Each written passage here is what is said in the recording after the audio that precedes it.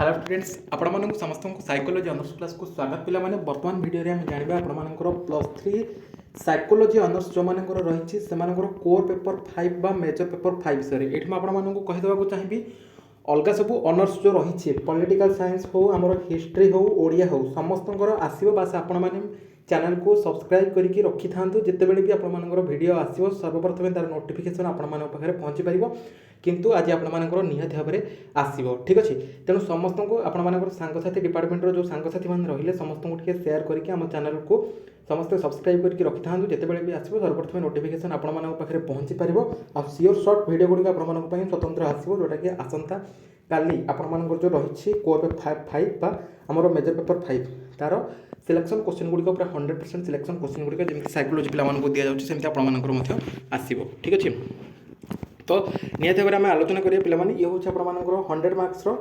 समस्त तो ये 100 मार्क्स एग्जाम होती जेहेतु एनईपी 2020 पिलाମାନେ लागू हो जाए 3 घंटार समय अवधि आपर रोचे पिलाମାନେ देखी दिखाँ साइकोलोजी ऑनर्स पिलाମାନେ केमी आपर सब कौन क्वेश्चन आसूसी है एक नंबर क्वेश्चन पिलाମାନେ आम आलोचना करवा ता पूर्व आपको कही रखी जो मैंने चैनल को न कर चैनल को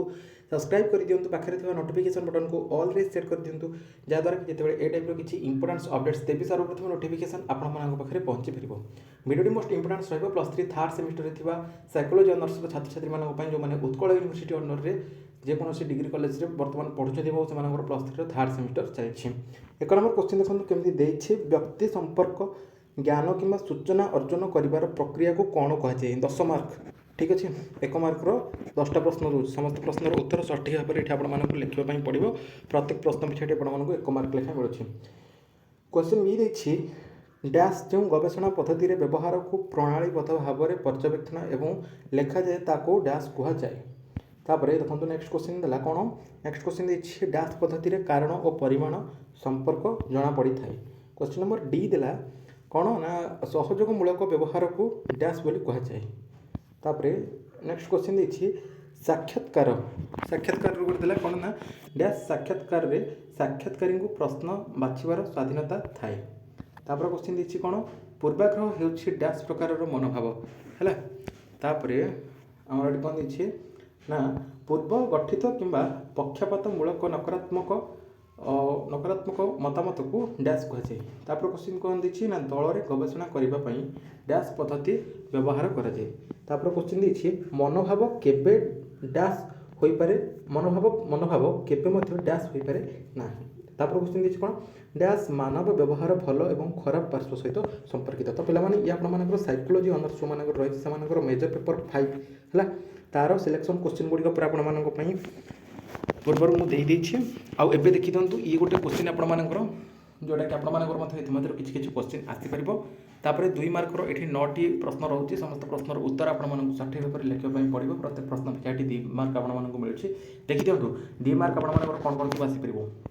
सामाजिक मनोभावर संज्ञा लेख मनोभाव कौन व्हाट इज एटीट्यूड तापर आपर देला कौन ये देला अंशग्रहण पर्यवेक्षण को स्पष्ट करके लेख ऑब्जर्वेशन पार्टिसिपेंट ऑब्जर्वेशन तापर एग्रेसन विषय आपसी आक्रमण संकेत को डिफाइन करके लिखापी कही प्रेजुडाइज कौन पूर्वाग्रह कौन से आपसी ये देखिए प्रो सोशल बिहेवियर आपको कही ना आपण लंग क्वेश्चन पढ़ी सर्ट क्वेश्चन ऑटोमेटिक आपंकर देखो एगुड़ी आपने लंग क्वेश्चन पढ़ी आपंकर सर्ट क्वेश्चन आसी पूर्वाग्रह कौन प्रो सोशल बिहेवियर आसला एग्रेसन आसला है तापर ये आपंकर कौन दे ना आउट ग्रुप को संख्यार उल्लेख कर आउट ग्रुप को माने सर्टली मेंशन करने को सी कही तापर सामाजिक आलस्य कौन सोशल लफिंग कौन से आपंकर सर्ट क्वेश्चन आसी आउदी ये आपंकर देखा ये गोटे क्वेश्चन अच्छे परोपकारिता कौन ये आपंकर 2 मार्क आसी है तो ये हूँ आपर साइकोलोजी ऑनर्स जो मान रही है पे मेजर पेपर 5 2 मार्क प्रश्न गुड़िक थी पार्ट 3 आपर 8 मार्क सॉरी 5 मार्क प्रश्न गुड़िक जाना 5 मार्क प्रश्न रोचे टोटाल 8टा प्रश्न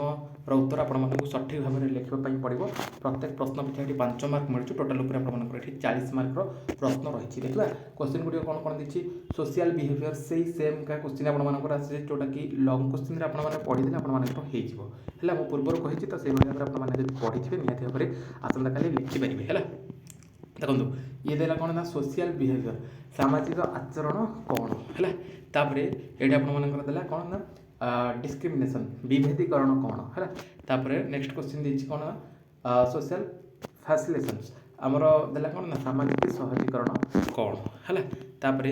ସେଲ୍ଫ କନସେପ୍ଟ ବିଷୟରେ ଗୋଟେ ଦେଇଛି। ସେଲ୍ଫ କନସେପ୍ଟକୁ ଡିଫାଇନ୍ କରିକି ଲେଖିବା ପାଇଁ କହିଛି ଯେ କ'ଣ ନା ସ୍ୱଧାରଣାକୁ ବୁଝାଇ ଲେଖ ବୋଲିକି କହିଛି ହେଲା। ତାପରେ ଏଠି ଆପଣମାନଙ୍କର ଦେଲା କ'ଣ ସାମାଜିକ ମାନଦଣ୍ଡ କ'ଣ। ସାମାଜିକ ମାନଦଣ୍ଡ କହିଲେ ତୁମେ କ'ଣ ବୁଝ ସୋସିଆଲ ନର୍ମ ହେଲା। What is social norm. ତାପରେ ଏଠି ଆପଣମାନଙ୍କର ଦେଲା ଦଳୀୟ ସଂହତି କ'ଣ ହେଲା। What is group cohesion. ତାପରେ ଆପଣମାନଙ୍କର ଏଠି ଦେଲା କୁସଂସ୍କାର କମ୍ କରିବା ପାଇଁ କମାଇବା ପଦକ୍ଷେପ ଗୁଡ଼ିକ କ'ଣ କ'ଣ ହେଲା। ଆମର ଯେଉଁ ରହିଛି ପ୍ରିଜୁଡାଇଜ୍ ବିଷୟରେ ଗୋଟେ କ୍ୱେଶ୍ଚନ୍ ଦେଇଛି ନାଇଁ କି। ନେକ୍ସଟ ତାପରେ ଆମର କ'ଣ ଦେଲା ଡେମୋକ୍ରାଟିକ୍ ଲିଡରସିପ୍ କ'ଣ ଗଣତାନ୍ତ୍ରିକ ନେତୃତ୍ୱ କ'ଣ ତାକୁ ବୁଝାଇ ଲେଖ ବୋଲି କହିଛି ହେଲା। ଏସବୁ 5 ମାର୍କ କ୍ୱେଶ୍ଚନ୍ ଗୁଡ଼ିକ ପିଲାମାନେ ଭେରି ଇମ୍ପୋର୍ଟାନ୍ସ କ୍ୱେଶ୍ଚନ୍ ଗୁଡ଼ିକ 5 ମାର୍କ ସାଇକୋଲୋଜି ଅନର୍ସ ଯେଉଁମାନଙ୍କର ରହିଛି କୋର୍ ପେପର୍ 5 ବା ମେଜର ପେପର୍ 5ର ଇଏ ସବୁ ଆପଣମାନଙ୍କ ପାଇଁ ଆସନ୍ତାକାଲି କ୍ୱେଶ୍ଚନ୍ ଗୁଡ଼ିକ ରହିବ। ତ ଏଥିମଧ୍ୟରୁ ନିହାତି ଭାବରେ ଆପଣମାନଙ୍କର କ୍ୱେଶ୍ଚନ୍ ଗୁଡ଼ିକ ଆସିବ ଭାରି। ତେଣୁ ମାନେ ମୁଁ କହିବା କଥା କି 2 ମାର୍କ ଆଉ 5 ମାର୍କ କ୍ୱେଶ୍ଚନ୍ ଗୁଡ଼ିକ କେମିତି କ'ଣ ଆସୁଛି ଭଲସେ ଟିକେ ଦେଖିଦେଇକି ଯାଇଥାନ୍ତୁ। ଆପଣମାନଙ୍କର ମଧ୍ୟ ଏଥିମଧ୍ୟରୁ କିଛି କ୍ୱେଶ୍ଚନ୍ ଆସନ୍ତାକାଲି ଉତ୍କଳ ୟୁନିଭର୍ସିଟିର ଯେଉଁ ରହିଛି +3 ଥାର୍ଡ଼ ସେମିଷ୍ଟର ଆସନ୍ତାକାଲି ଆପଣମାନଙ୍କର ଏଥିମଧ୍ୟରୁ କିଛି କ୍ୱେଶ୍ଚନ୍ ମଧ୍ୟ ଆସିଯିବ ହେଲା। ତେଣୁ ସେ ଅନୁସାରେ ଆପଣମାନେ ପ୍ରିପାରେସନ୍ ମଧ୍ୟ ନିଜକୁ କରିଥାନ୍ତୁ। ତାପରେ କ୍ୱେଶ୍ଚନ୍ ଏଠି ପିଲାମାନେ ଦେଖିବା ଏଇଟା ହେଲା କ'ଣ ନା ଦର୍ଶକଙ୍କର ପ୍ରଭାବ ତାପରେ ସହାନୁଭୂତି କ'ଣ ଇମ୍ପାଥି ବିଷୟରେ ଗୋଟେ ଦେଇଛି ସରିଗଲା। ତାପରେ ଆମର ଲାଷ୍ଟ ପାର୍ଟରେ ଆପଣମାନଙ୍କର ଆସୁଛି ଲଙ୍ଗ୍ କ୍ୱେଶ୍ଚନ୍ ଯେଉଁଠି 8 ମାର୍କର क्वेश्चन आपंकर रोचे ये 8 मार्कर 4टा प्रश्न उत्तर आमको सठिक भाव में लिखापी पड़ो। प्रत्येक प्रश्न पिछा ये आमको 8 मार्क मिलूँ टोटाल उपर यदि देखा आपर ये 32 मार्कर प्रश्न रही है। तो देखा क्वेश्चन गुड़िक कौन कौन देखिए 5टा प्रश्न देखिए 5टा प्रश्न जेकोसी 4टा प्रश्न उत्तर आमको लिखा पड़ो सठिक भाव में कौन ठीक अच्छे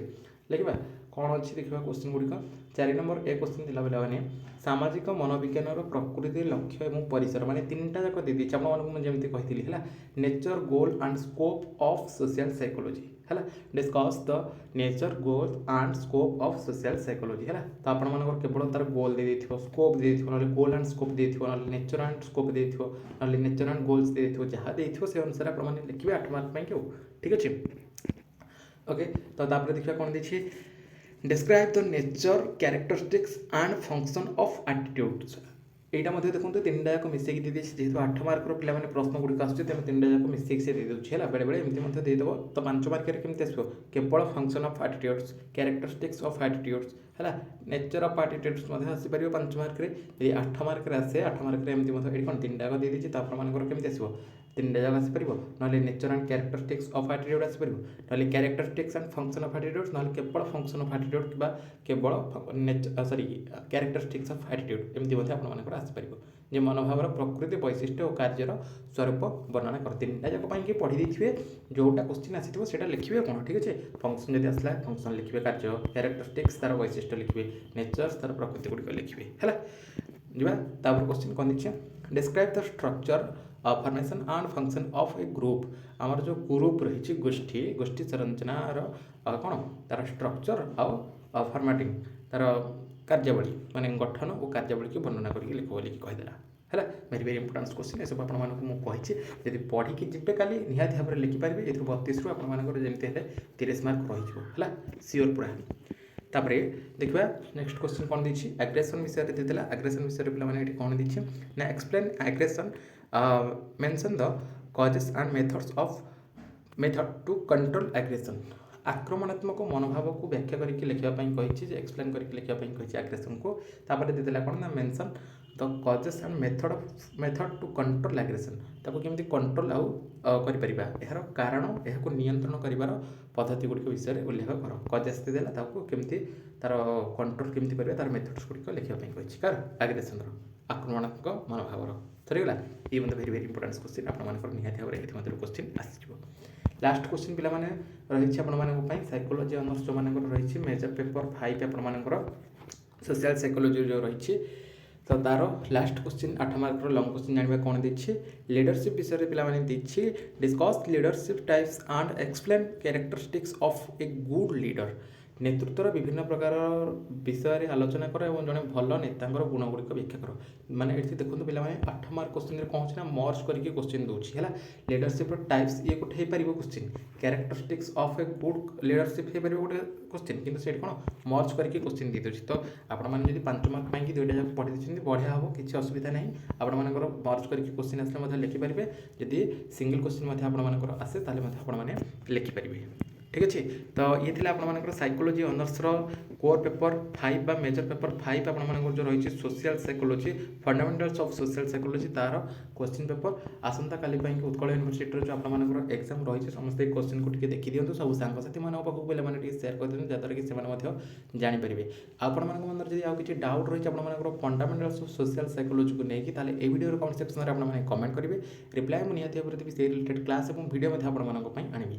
ବର୍ତ୍ତମାନ ଭିଡ଼ିଓରେ ଏତିକି, ପୁଣି ଦେଖା ହେବା ଆଉ ଏକ ଭିଡ଼ିଓରେ। ରହିଲେ ଆଜ୍ଞା, ନମସ୍କାର।